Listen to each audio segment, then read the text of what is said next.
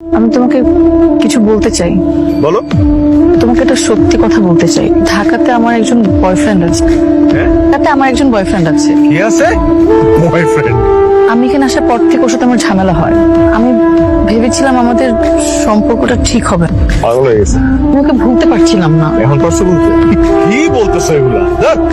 যোগ করতেছো নাকি আমার সাথে? আমি তোমার সাথে টাইম পাস করেছি।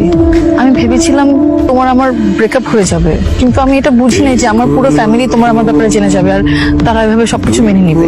এখন আমার বয়ফ্রেন্ড আবার আমার জীবনে ফিরে এসেছে। আমার কথা শুনো, মানুষ ফাইজলামি করে কিছু বিষয় নিয়ে, এগুলো মানা যায়, কিন্তু তোমার ফাইজলামি করার বিষয়টা, এই যোগ করার বিষয়টা, এটা একদম এক্সট্রিম লেভেলের। অন্য কিছু নিয়ে ফাইজলামি করা আমি কিচ্ছু বলবো না। আমি সত্যি বলছি, আমি চাই না আমাদের বিয়েটা হোক। এতদিন যা ছিল এগুলো কি সব নাটক? নাটক করছো তুমি আমার সাথে? এটা কি আমার সাথে সম্পর্ক খেলা? এটা কি টাইম পাস তোমার? টাইম পাস করার জন্য আর কাউরে পাইলা না? মমতা ছেলের সাথে প্রেম করা যায়, বিয়ে করা যায় না। দিনের পর দিন বিয়ের পর এটা করবো, বিয়ের পর ওইটা করবো, এইসব প্ল্যান কে করছো? তুমিই তো করছো। যেগুলো কি?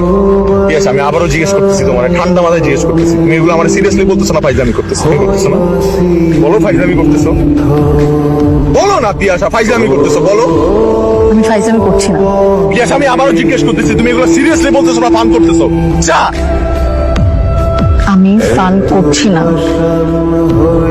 আমি সত্যি চাই না আমাদের বিয়েটা হোক। তোমাকে বিয়ে করার চেয়ে মরে যাওয়া অনেক ভালো। তাহলে আমার সাথে আমার সাথে কেন? কি ক্ষতি করছিলাম আমি তোর? কি ক্ষতি করছিলাম আমি তোর? আমি তো তোর কাছে আসি নাই। তুই আমার কাছে আসছিস। তুই আসছিলি আমার কাছে। কথা বল। উত্তর দে। উত্তর দে।